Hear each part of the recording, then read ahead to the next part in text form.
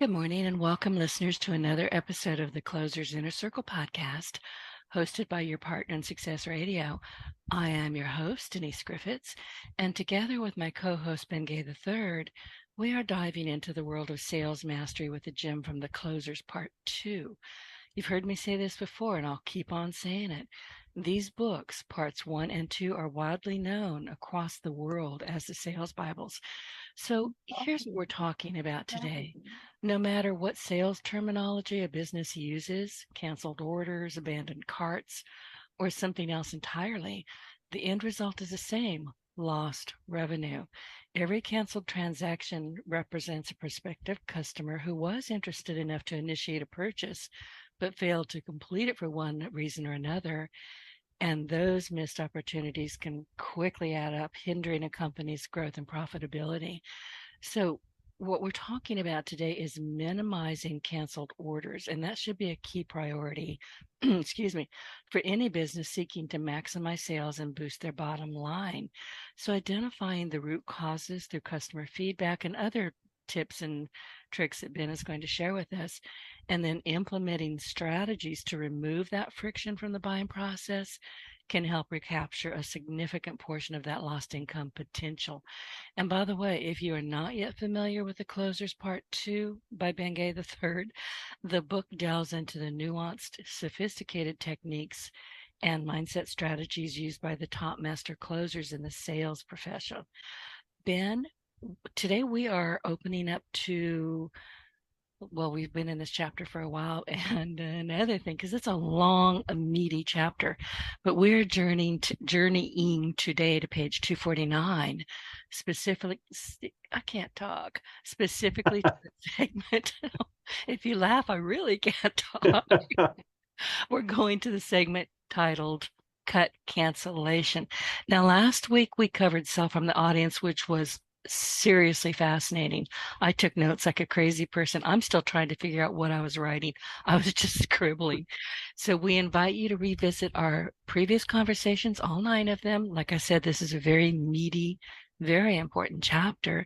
And then follow along as we delve into the rest of this book. So if you miss us today, be sure to download and listen wherever you consume your favorite podcasts.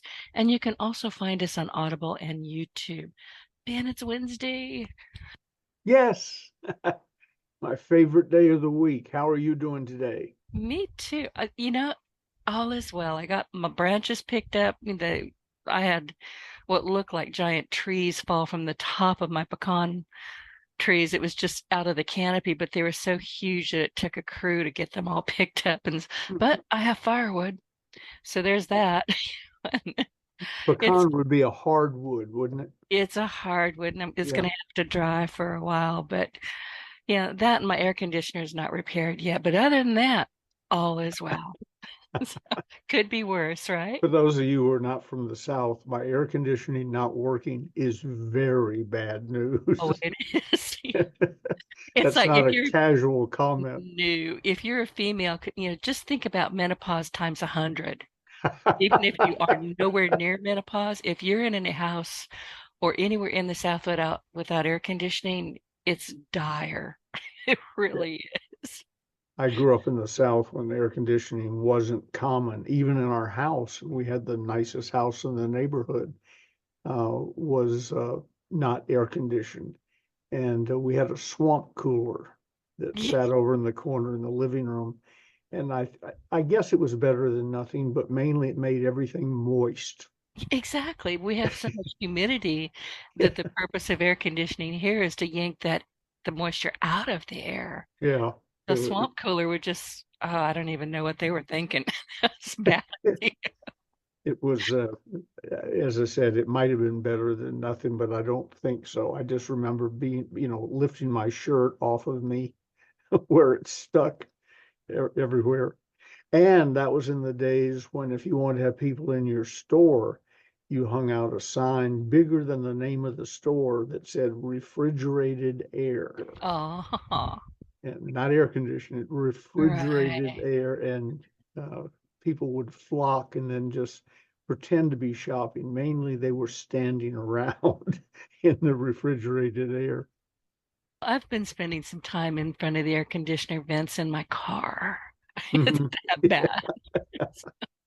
But there's the trek out the door to the car. You're screaming the whole time. It's hot, it's hot, it's hot. Hook. You get in there, you get cooled down, you come out and you're like, oh man, I don't want to go back out there. So I've been doing a lot of whining and complaining, but it's kind of fun. And it's Uh, legitimate. I can do it and get by with it. yeah, and it gives you, it gives you something to whine about, which Yeah. you don't have to make up anything. And everybody agrees with you because they too are lifting their shirt or their blouse off of their wet skin. Oh, yeah, it's horrible. Okay, so we are talking about one of my favorite chapters, and I know we're going to get to sales infiltration at some point down the road.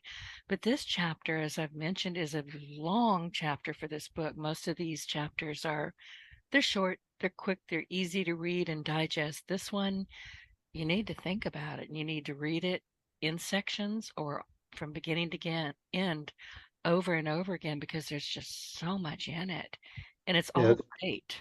one of my favorites also. What it really was when I wrote it was sort of the odds and ends that didn't fit somewhere else.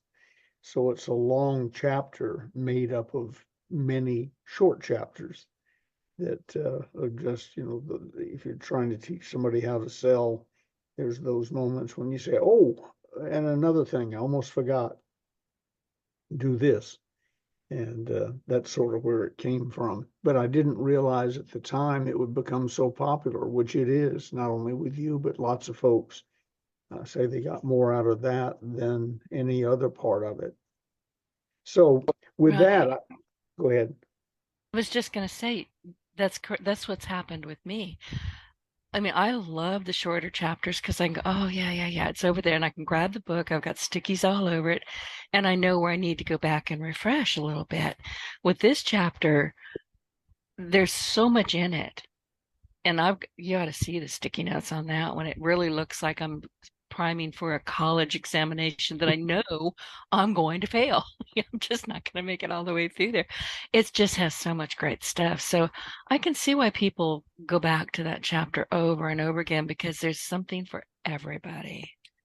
Hopefully, when you're flipping through it, you come across something you need now, Hmm. right now. It's like friends of mine who are avid Bible readers, say they can pick up the Bible, thumb through it or flip through it, look down, and more times than not, they find the phrase or the paragraph or the verse they needed right then.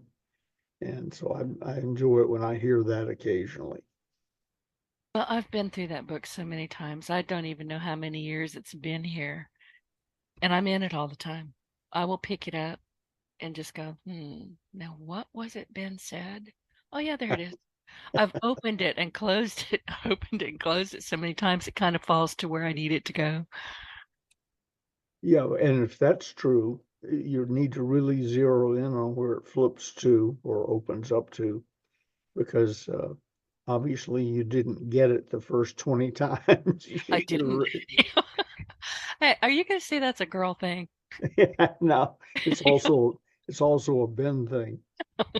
I'll have to admit, getting ready, and I always try and do a little prep thinking before we get on. Um, I'll be reading through something I think we're going to cover, and find myself saying, "Damn, that's pretty good." And then the other voice is saying, "You wrote it. Maybe Exactly. since you wrote it, you could have remembered it." Nope, you can't. You No. cannot. I'll see something, and I think I've shared this with you before. I'll see something, or somebody will repost something that they just think is brilliant or funny or snarky, and I'll read it and go, "Yeah, that's good. Oh, good girl, Denise. Good job. It That was was me. you. It was me." And I'll say, "Oh man, I did." So we write too much, we talk too much. We can only, as long as we've got it in front of us to read, we can go back to it, I guess. So let's talk about, let's just start at the beginning with this. We're canceling orders. Before we get into it, let me get Okay. a question out of the way from last week. I think it Oh, was yeah, yeah, yeah. spurred by last week. David B, as in boy, from Charlotte, North Carolina. Uh, emailed me and he said, and I believe, I don't have the email in front of me, but I believe it was based on fourth wall perspective that we covered last week. And if you weren't with us last week, that means selling from the audience's side. There's the left wall, the right wall, the back wall in any play. Well, you're in a play and you should be looking at it from the fourth wall, meaning the audience. You're not only a performer, you're part of the audience, and you have to be aware of everything going on to do that. Based on that, he said, in some of your other programs, he said, I was dialed back into dynamic listening. And then I don't remember covering it on our show, but he maybe went to a seminar or something. He said that you've mentioned acute awareness. I sometimes say acute observation, but acute is the term. So let's do dynamic listener first. I'm not quite sure he dialed why he came back to that, but I've quoted numerous times it was said of Nelson Mandela, politics aside, whether you like him, don't like him, or whatever. He had an interesting life, to say the least. Was in Oh, prison for oh, years and so on. But this when is he a came heck of a out, story. yeah, when he came out of prison, he wound up being president of the country, and a few years later. And it was said of him, and this popped out at me when I read it years ago, that in addition to being a dynamic speaker and leader and so on, his strongest suit was he was a dynamic listener, and which always struck me as really powerful because uh, it countermands each other within two words: listener being passive, dynamic being aggressive. But he was a dynamic listener, meaning he really paid attention to what the other person was saying. I've read that about great leaders throughout history. Somewhere, when you read a book about them or something, you'll see when I was with him or her, I felt as if I were the most important person on earth or the only person on earth. They zeroed in and made me the center of the world for the length of time we were together. And that was dynamic listener. And I can see where you would snap to that with the fourth wall perspective. You're in the fourth wall looking at your performance as it happened, like an outer body experience. Be a dynamic listener at that moment to not only uh, what you're saying, but what they're saying, probably more important what they're saying, and how the audience is reacting, because that's a subconscious thermometer on what you're doing and how well you're doing it and so on. So you want to know about dynamic listener. I think that pretty much covers it. Focus in, make it a game. Um, I, if I'm talking to someone, sometimes I can sort of unnerve them. They say, are you all right? And I say, Blink. Tell it's us if called, you're yeah. okay. I say, yeah, I'm all right. It's called Yeah. listening. Right, right. I'm staring at you and I'm listening to what you say. And they go, oh, okay, all right. I thought something was wrong. That's what people obviously don't listen to you as much as you would like. And then acute awareness.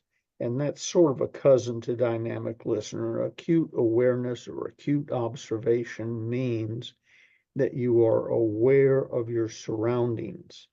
And, I've seen people walk into situations where the room could be on fire, and I don't think they'd notice because they came to make a sales presentation and they're going to do it no matter what happens. Uh, Acute awareness might go down, might include they're obviously upset about something, and or something has them distracted, or the picture of their kids playing softball are all over the place. And you might want to comment on that because obviously the kids are important, and maybe their connection to the kids is through softball, baseball, soccer, fill in the blank. Or the pictures all over the office are of animals. uh, find one, be aware of it, and then find one maybe that you know something about and ask about it. Uh, we met a guy on the street last night on the way to or from dinner, and he started across the street. As we got near him, I said, "Hold it, hold it. I was going to pet your dog. Don't get out of here." And he laughed, brought the dog back, and it was a brindle, uh, brown, black, mottled color. And I said, when I was growing up, my boxer was named Flash, and he was a brindle. It's one of my favorite things. And then Gigi says, "Is he a boxer?" Well, he obviously wasn't, uh, just the coloration.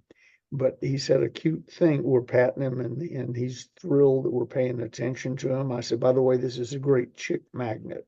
She's married, so it's not going to work on her, and I'm a man, so it's not going to work on me. But walk slowly with this dog, and you're going to get a lot of people to come over and talk to you." Oh, yeah. And he laughed about that. So I said, "It's not a boxer, but it looks like it's got boxer in it. What is it?" And he said, "Well, my vet said to tell you it's a lab." And and I said, "Why did your No, vet tell you that?" He said, "Because pit bull really scares people." it does. Yeah. But I've had pits and I've had Dobermans, and they're like children. It's how you raise Yeah, them. it's It's, how you raise them. Yeah, nurture them. yeah. When I was in my early adulthood, Doberman Pinschers had become popular. And it was fascinating who had the Doberman Pinschers. Most of the time, they were just regular dogs, but a lot of times it was somebody with little man's complex whether he was big or little didn't make any difference, but he had little man's complex and he wanted a Doberman to show he was tough and not to be messed with and so on, and therefore the dog picked up some of that and became the Doberman Pinscher people have nightmares about. Pit bulls, when they first came to my attention, I don't remember ever hearing about a pit bull when I was young, but when they first came to my attention, it was always because they attacked someone Yeah. and wouldn't let loose, and like a crocodile or whichever animal it is won't let go until it thunders or some bizarre thing. So I said, I remember saying it to somebody at a gathering. I'm in favor of having pit bulls. There should be a pair in every zoo in America, and a breeding pair so it doesn't die out or whatever. Well, it was just my ignorance talking. I then met, as luck would have it, 50 pit bulls raised by decent human beings who treated them like real dogs, and they were the sweetest things on earth. So again, it goes back. There are certain characteristics Yeah. or abilities, strong jaws or whatever, of certain breeds, but mainly it's who raised it. And But don't get a anyway, dog you can't handle. I had a pit bull years ago, and her name was Happy because she was. And my grandmother died, and my grandfather came down to visit, and he looked at Happy, and he did everything but fall to his knees. He fell in love with that dog, and I didn't want to give her up, but he needed her. So oh, she moved to yeah, Arkansas to be with him, and it broke my heart, but he loved that dog, and she loved him back. that's part of awareness that we're just talking about. You said Mhm. he needed that He dog. needed that dog. It'd He be did. real easy to skip over that and say, "Oh, he loves the dog," and next, you know, No, what he else we? needed her so bad. My grandmother was very parsimonious, and she was a difficult woman. And I think he could breathe. This horrible to say this, but I think after she passed, he didn't even notice that he could breathe again. And I said, "Grandpa, do you want her to live with you?" And he said, "Oh God, yes." He went and opened up his savings account, and he bought a little 5-acre farm with a little house Wow. for the dog. Was I going to Yeah. say no? Uh-uh. See, there's a way, acute awareness, where if you were not acutely aware, and he wasn't your grandfather, that you could have missed that. And it turned out to be a life-changing thing for him.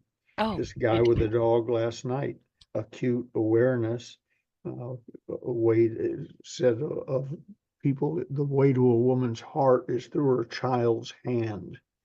Uh, and find something they love, notice what they love, etc. I was telling you off air, we had dinner at a restaurant last night and asked a lady to come over and join us. I'm proud to say, because I had acute awareness. I heard something from the server about her birthday, but she was eating alone and she didn't look happy and so on. Well, it turned out, and now she and Gigi have each other's phone numbers, and I'll probably bump into her in the house within a week or so. But turns out she was in an abusive relationship. Her husband left her on short notice. Thank God, she said. She was renting a room in a boarding house within walking distance of the restaurant, and it was her birthday, and she was celebrating alone. And the restaurant apparently had heard that and given her a glass of wine. Acute awareness made me zero in on her, walk over, start a conversation, invite her to our table to sit. And we spent a couple of hours chatting with her. And I know in my heart we changed her life, at least for the moment, and probably sort of got her back on track for the foreseeable future. But you have to be aware of it. And then when she came over, I'm proud to say, Gigi and I are both dynamic listeners. We listened to her, and that's what she needed. And as she was leaving, she said, I haven't felt this good in a long time. We're talking about sales. And I had no manipulative desire to affect her life in any way other than make her a little more happy and pleasant for the moment. But that's how you also treat customers. You pay, Exactly. And I was yeah, going to chime in and say it is about sales. that's right. You're selling her something that she needed. She didn't have to pay for it, but you're selling her some peace of mind at that time. So thanks to DB, that's his initial of his first name. I don't have permission to use his last name. Bannister is what it is, but I don't have permission, so I won't. I didn't From hear it. I don't know what yeah, you just said. from Charlotte, North Carolina. I hope we've answered your question. That's a little more about dynamic listening and acute observation or acute awareness. And they can both be very, very powerful in your personal life. And that's probably more important. But if you learn how to use them in selling, you will see a noticeable difference in your gross sales and your bank balance. So Yeah. zero in on them. Yeah, you will. And I wanted to go back to last week, and you mentioned it earlier about the fourth wall, because that, even for me, and I've read this book and I've talked with you, that was still tricky for me. And when you were talking earlier about Nelson Mandela, about how, when was in a room with you, you were the only one he was paying attention, or so you thought. Listen, love him or loathe him, Tom Cruise is the same way. Once you've got his attention, you've got it. He's a heck of a listener from what people say, and he's always aware. I don't think he makes a move front, back, upside down, anywhere he's going, that he can see himself all the way around, and he can That, see you while he's doing it. that's fourth wall perspective. That's He's what that's he's what I was got trying it. to get to. Yeah. Yeah, he's got it.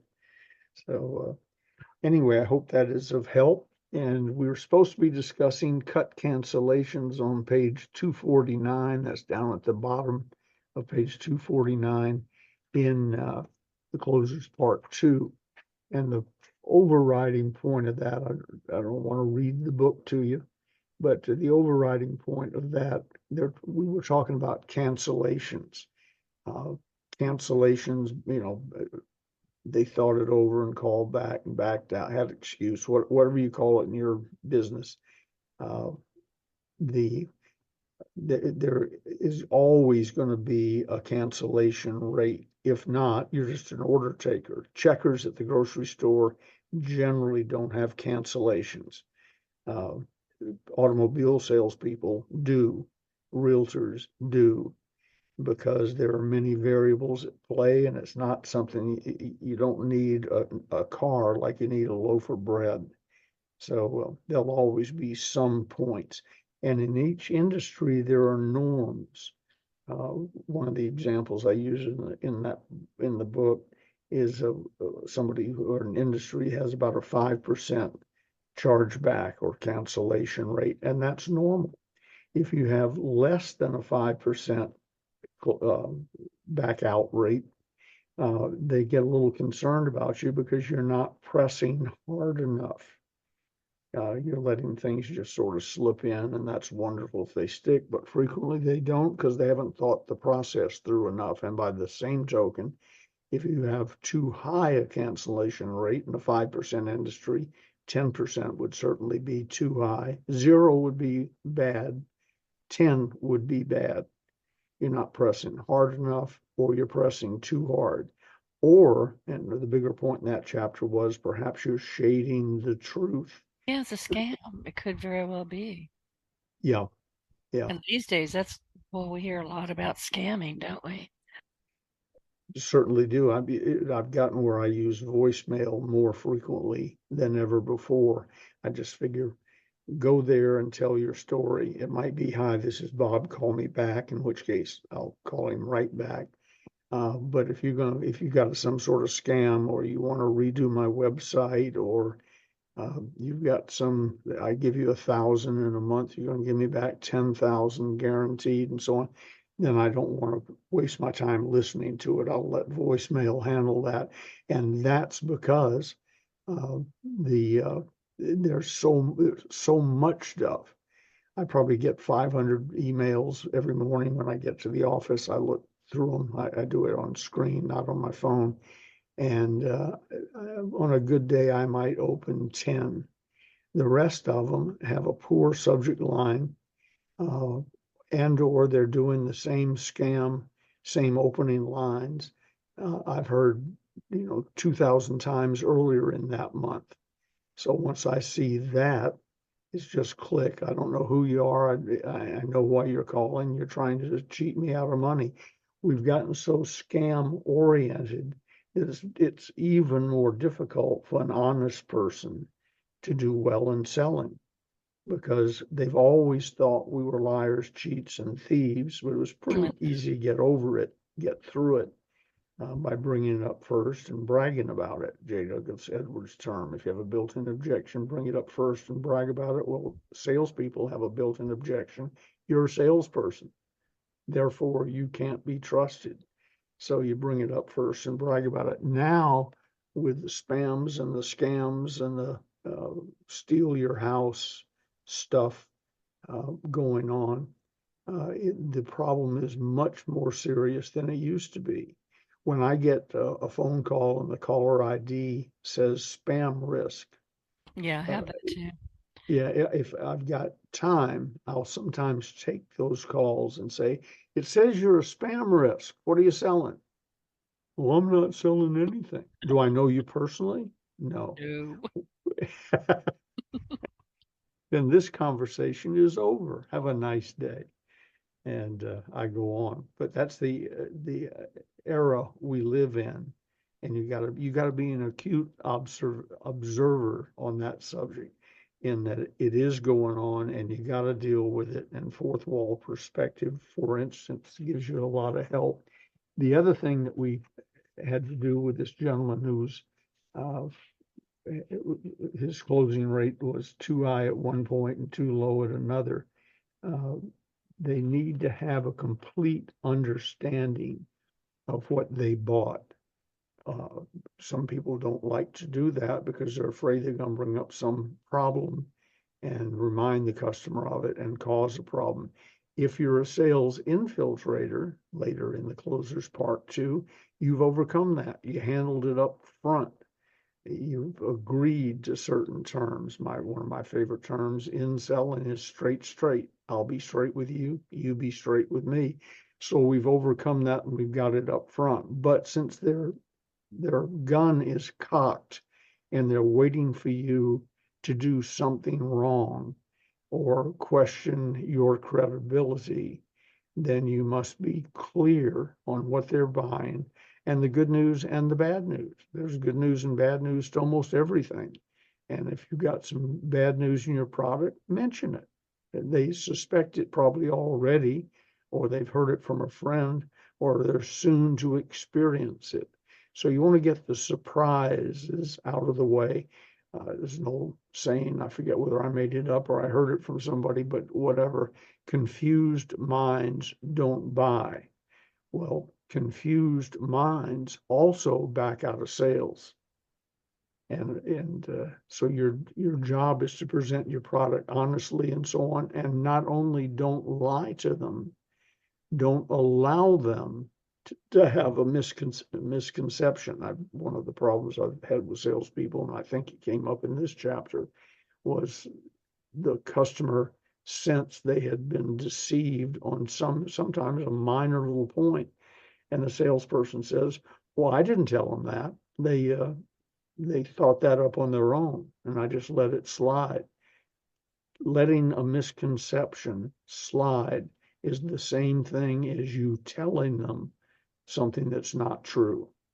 You want to tidy it up, clean it up, and so on. And when you put the bow on the package and you're done, you want the package not to be leaking.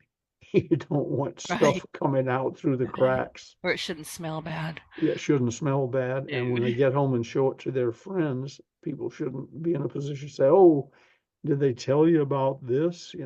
And you want your customer to say, "Yeah, he did. We talked about that." I wanted So, to ask you something that's a little bit off track, but not that much. As you know, I work virtually. Everything I do is on the computer. Everything. I'm a techie nerd in stilettos. And I work with a lot of people who are service providers of one fashion or another, web developers, virtual assistants, social media marketers. Yeah, we do a lot where there's nothing really substantial that people can put their hands on. So we have to assure them of what they're going to receive from us. And we have to be very, very clear about it. But what I'm noticing with a lot of people who will come to me and say, Denise, how do you price this? How do you price that? I don't think they can afford it. Why would you even think about that? If they need you and you can do what you're telling them that you can do for them or their business, they're going to afford it. If they can't, move on. yeah, You know, and people say, "Oh, I'm sufficient. going to put it in a package and I'm going to give them a discount." Say, "Oh, you moron, stop doing it." And I have actually said that, moron, don't do that. The first three rules of marketing are test, test, test. Yep. So find out what you think the price ought to be and ask for it. And if it's wrong, you'll quickly figure that out. You may have to come down. You may have to go up. If you quote a price for something you do to 10 people and I say, "Oh, that's good, I'll do that." Um, Probably you're underpriced. And you'll And regret that too, because yeah, you're going to get irritated because you're not being paid enough for all of the things that you said you would do. Doesn't mean you can't not do them. You have to do them, but now you're mad at yourself. Gigi sells antique vintage jewelry on eBay and does a wonderful job. Started off with a little hobby, uh, selling some stuff that her mother and other relatives had left her and that she had no use for, and not things of sentiment, not wedding rings or things like that, but the odd set of earrings or what have you. And then she got very good, and now she's a world renowned expert on vintage costume jewelry. People come to her from all over the world and want advice via the internet and want advice and counsel on what she does and so on. And it's really cute because normally she's within visual distance of me. We share a big office space, and I can look over and see what she's doing. The thing that she'll put something up, list something for sale, and if it instantly sells, she's disappointed. Yeah, that's an uh-oh. Yeah. Been there, done that. Yeah, and the problem with vintage costume jewelry is you only have one of it. It's not like you got 50 more in the warehouse and you can raise the prices on those. The one that sold instantly is gone. So what you need to do is learn from that. And it took her a while to get used to pricing things and coming down maybe after a year. You know, you put it up.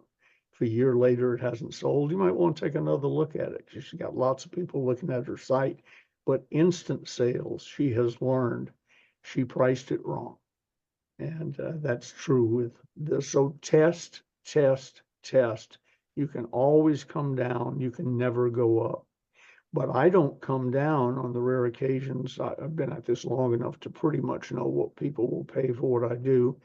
But I don't come down with that person at that time. I go forward from that time on. I don't make that mistake. If in fact it was a pricing mistake, not their inability to pay. And you said something that reminded me. So, and this I think I did make up. Sufficiently inspired, just about anybody can raise just about any amount of money. We've When Jim, talked about that here. huh? We've talked about that Yeah, several well, times in this podcast. well, it's absolutely true. If they're revved up and excited and it's not been an honest presentation, they can probably get the money.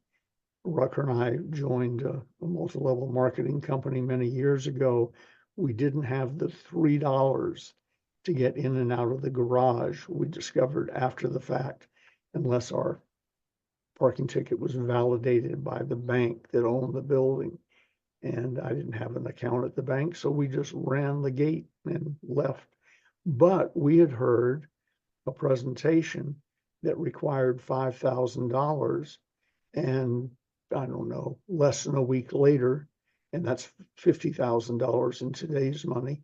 Less than a week later, we gave Bill Dempsey a check for that amount of money, 5,000 at the time. We gave him a check for 5,000. This is the two guys who couldn't pay $3 to get the car out of the garage. But in the meeting that we had, we became sufficiently inspired, and we were therefore able to raise just about any amount of money.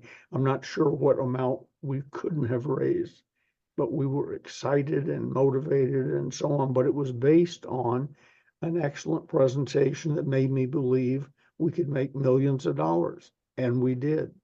And my whole life changed. So, And you didn't have buyer's remorse. no, It's what happens when you don't have sufficient information to make that investment. And all of a sudden you're questioning everything that you were told or promised and saying, I don't know about this. I just don't know. I got to get out of it. yep. We, you just made me think of something I haven't thought of in years. Um, Somewhere in Bill Dempsey's presentation to us about why we ought to join the business, somebody, Zig Ziglar was in the meeting. He had answered the same ad I answered. I was there. Jimmy Rucker was there. One of the three of us said, do people fail at this business? And Dempsey said, oh, most of them do. They See, there you won't. go. There was the objection and it was answered. Yeah, right. He said, yeah. So therefore, when we went to our first mass meeting, 400 or 500 people in the room, and bumped into people who said, well, I don't think this will work. And my friends have been in. And so I'm thinking, Bill Dempsey told us that. The product is good. The pricing is right. The marketing plan I'm sold on.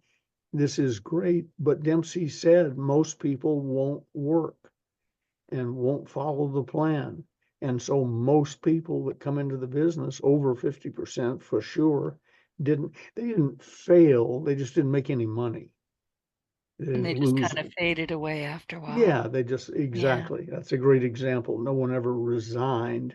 They just quit coming to the meetings. They faded off into the distance. But Bill had inoculated us to that with the absolute truth. And one other thing, when you're doing that perfect presentation, that honest presentation, take notes and tell them why you're doing it. That might unnerve people if they say something and you write it down, or you say something. Say, I'm making notes as we go along, so I make sure I do everything I told you I would do. And then make notes. If you told them that this was going to happen on this day, make sure it happens. Exactly. And these days we do a lot with Zoom. I record everything. Yep. And then I've got Yeah, the transcript. I know who promised who what. excellent. And so you don't have to watch the whole Zoom thing. handwritten notes as you go along are Oh, also yeah. excellent reminders. I do that now. I'm talking with you. I'm taking notes. Well, it's I'll about have the time. trans. Okay, here we go. I haven't said this in a few weeks. I want to talk to your wife. You're being got to stop that. But anytime I'm on a podcast with you or with a guest on my other podcast, I'm taking notes the whole time. Yes, Sure. I have the transcript when it's all done. I can, work from that, but my notes make more sense to me because it's like, oh, write that down, write that down. And I hear you say Napoleon Hill said, Ben, write that down. Yeah. That's always in the back of my head. And I famously said, "Oh, I'll remember." And he said, "No, you won't." And we don't. I don't remember No, half of what I think. Oh, yeah, I got that. Oh, shoot, where did it go? So it's gone. But yeah, so if we're talking, and this is a great chapter. So you started in here, there was a crowd, you said, hang on, this crafty old pro. There was a crowd in a near frenzy of negative excitement. Do you remember that part of the chapter? I don't remember that That exact phrase, but I know what it is. yeah, that's kind of a scary sentence. Like, ooh, that sounds like a riot on the way. Well, enthusiasm is contagious, so is Yeah. negativity. And you need to be aware of both.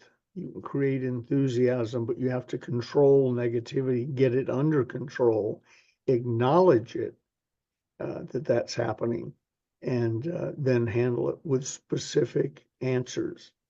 Uh, the So that it doesn't get away from you. And that goes back to the note taking. Also, an example in here that was, I don't remember the details because this years ago when I heard the story, but a guy came in and ordered, I think it was 3 luxury automobiles, uh, and one for himself, one for his wife, one for his daughter, as best I recall.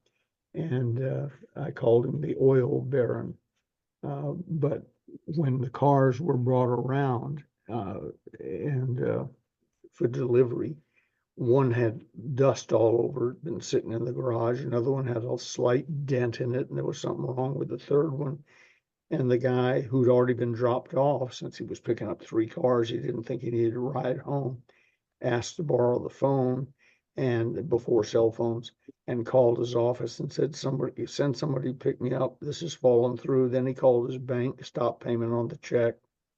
And then he called another dealership and told him his problem. And they said, well, you won't have that problem here. Come right over. And the guy came, picked him up, took the family over, and they got their 3 luxury automobiles elsewhere.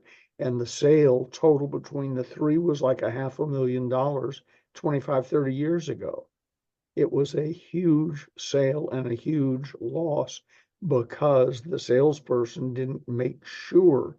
He probably wrote, we're going to deliver this car and assume they might dust it off, assume they might check it for dents and warn the sales. I would have slept in the garage with those cars.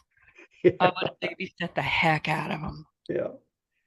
And yet all of that was solvable by checking the cars, the salesperson, checking them himself, not taking it for granted it was going to happen. And if there was a slight dent somewhere, probably can't fix it before the customer gets there. Point out the dent as soon as they walk in and say, we will send somebody out, pick up the car, bring it back and fix it. But I wanted you to see this, not assume somebody did it in the parking lot 2 days from now. And it would have been handled. The lint you could have done with a feather duster, as best I recall the story. There wasn't much to it, but 3 minor problems on 3 separate cars cost $500,000 sale in those dollars back then, and the commission that goes with it. And it was all preventable. Because in that case, you don't have to make a note. You have a system of what happens when you deliver a car, a Rolex watch, a suit, whatever. You have a system of things you do and check up to and including. And it's funny, we don't offer them anymore, but I noticed in the book it said, send a thank you card. and that Hampton Books, the publishing company, us, has a beautiful selection. We don't anymore. It wasn't profitable to do it because so few people send thank you notes.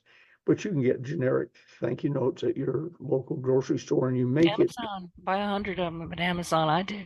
okay. Get Yeah, a box that of shows. them. I just showed my age. Probably ought to do it at Amazon, as you say, Yeah. order 100. But it should be part of the system. I send out uh, a postcard thanking everyone who orders a book from us. I can't do the wholesale ones because I don't know who they are.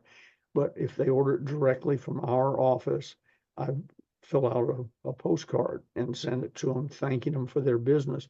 And everyone else who takes an order, I don't care how random it is or whether it's their normal job or not, it's not an order unless paperclip to it is a thank you postcard with a stamp on it properly addressed to the customer. Prior to that time, might as well keep it at your desk. We're not going to honor it.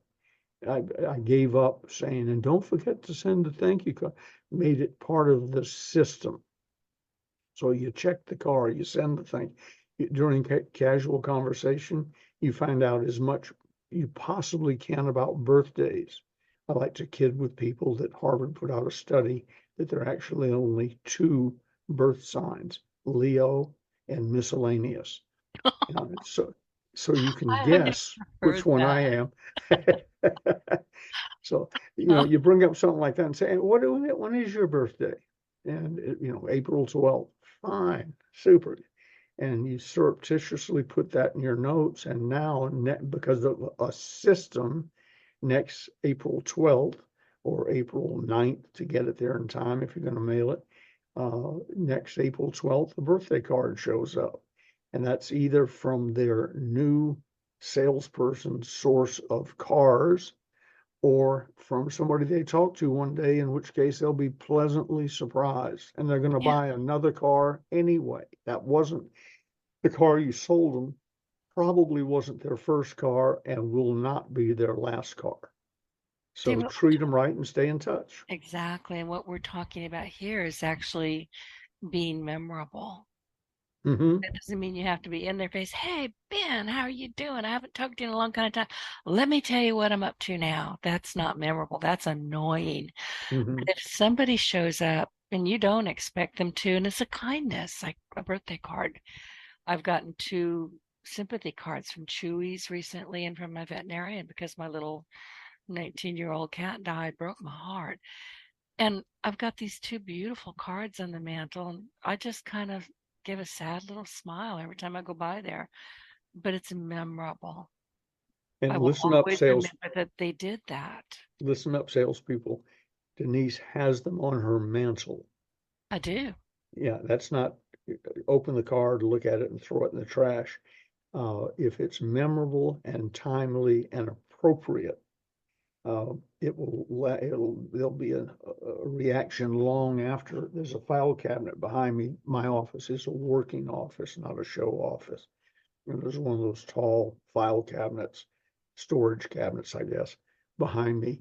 And I was looking the other day, there's a card that a gentleman sent to me with a matchbook attached to it from the Caprice, a restaurant in Tiburon, California, where I used to eat 4 or 5 times a week before children started coming. And it was within driving distance of the house. My first wife, who's passed away since then, Marcia, I'm not sure she even knew we had a kitchen. You know, My sister's that way. She told me when she bought her new house that her sink was to be used for watering plants.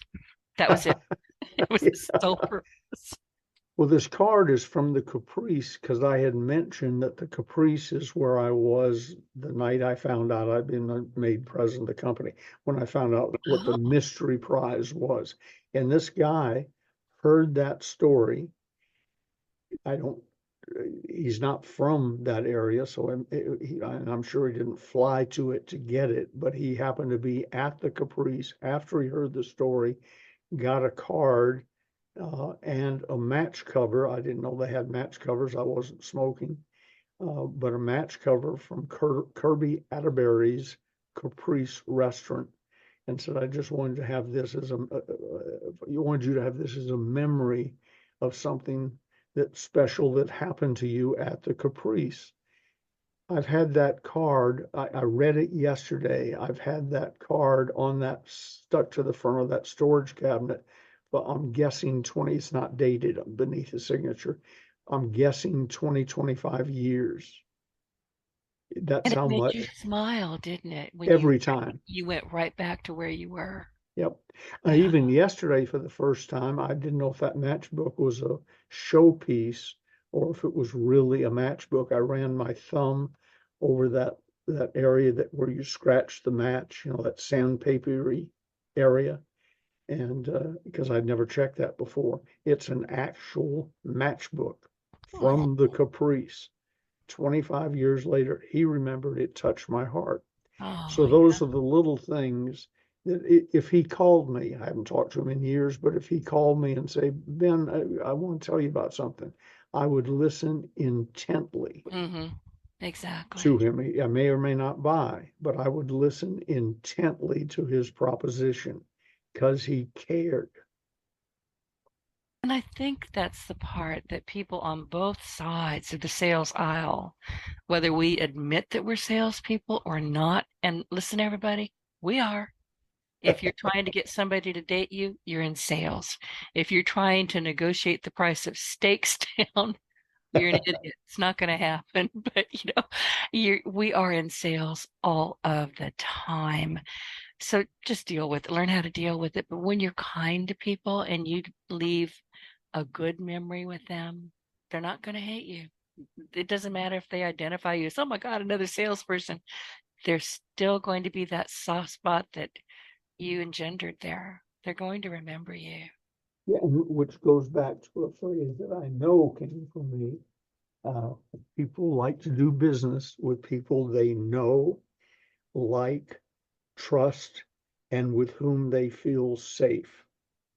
And Exactly. so your job is to accomplish that. And that also cuts down on the chargebacks and cancellations and so on. Because And if they know, sometimes, like, and trust you and feel safe with you, right. the odds of them backing out of a sale are almost nothing. And You may here's, not close them all, but if you close them, right. they're in. I agree with you. And here's the other side of that that nobody really talks about.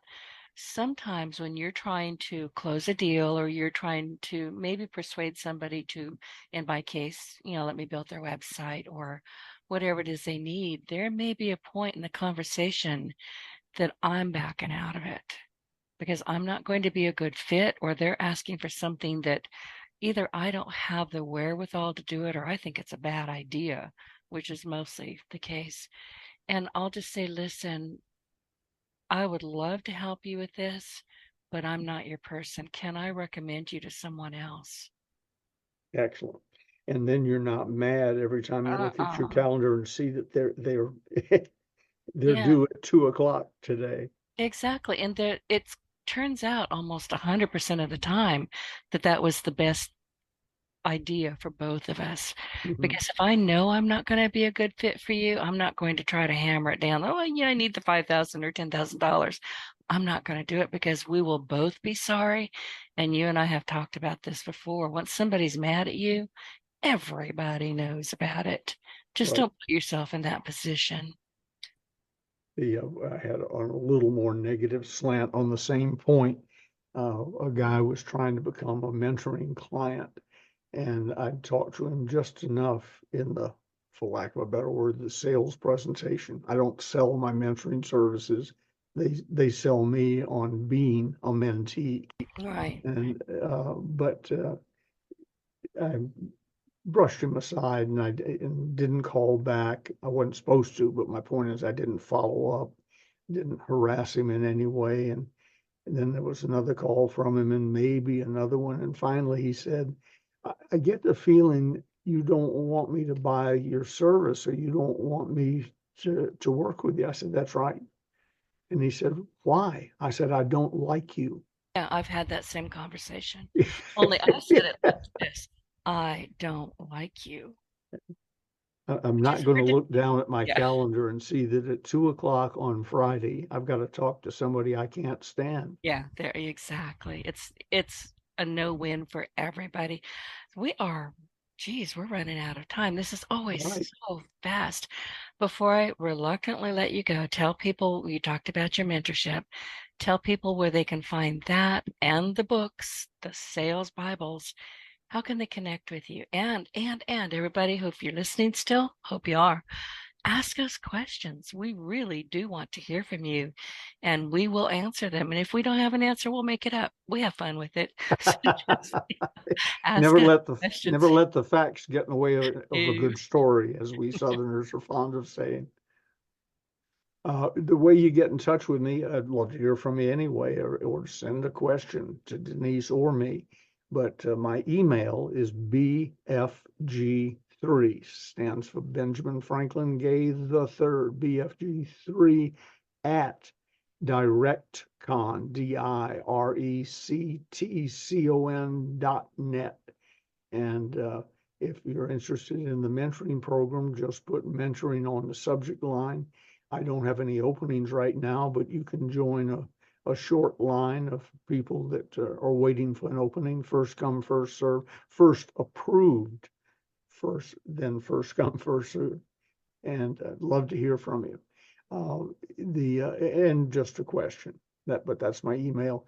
Then if you want to order the Closers, any book or all of the books in the series, which is about to get a little fatter than it is now because Denise Griffitts is writing the Closers Part 4 as we speak. And she just told me the subhead beneath where it'll say the Closers Part 4 this morning, and I love it. Needless to say, the subject will be on podcasting, but it's not there yet. But Soon, very soon. if you want the books in the Closers series currently, and to be told when Denise's book joins the family, just go to stores, STORES uh, dot eBay. eBay stores I couldn't dot. do it last week when I lost you. I was like, oh God, I know this. I knew this. And fortunately, you popped back up. Now I don't need to know it, and I know it. Well, thank you very much. I could have used that about 4 minutes ago. Sorry. Stores.ebay.com/, all one word, Ronzoni Books, RONZONEBOOKS. If you order before 2 o'clock, they will go out that day. We call it sudden service. They all come with an unconditional lifetime money back guarantee. You might want to be the first one to return a book. We'll publicize your name nationwide that it's finally happened out of the millions sold. And they, although it goes to Ronzoni Books, they'll bring them to me and they will be signed and dated before shipping. And I'd love to welcome you to the Closers family. Well, listen, you can also find me. I am distressingly easy to find online. All you have to do is just look for my name, Denise Griffitts. You can find me anywhere. You can also call me toll free, 888-719-6711. That number does not ring in my home or my office. It would drive me crazy, but you do need to leave a message and I'll return your call just as quickly as I can. Typically, it's that day. If the call came in, and they come in at midnight every now and then, if it came in then, I might have heard it, but I'm not calling you back. So you can rest assured I'll call you the next day. You can also email me at support@yourofficeontheweb.com, which is my agency website, yourofficeontheweb.com. And we would love to hear you. So everybody, thank you for joining us. And be sure to find us on your Partner in Success Radio. Honestly, just look for our names and or the Closers Inner Circle podcast. Truthfully, you cannot throw a stick on the internet without hitting either me or Ben or the podcast. So Ben, what are we going to talk about next week? We're getting close to, Well, we're very we're close. getting close to next week. Yeah, I think so. No, I think we're just about out of this chapter. I think we've covered pretty much in it. Well, we're going to Where do cover you a want to really go? important one next week on page 253. All right, I'm writing Only it down. one can sell price.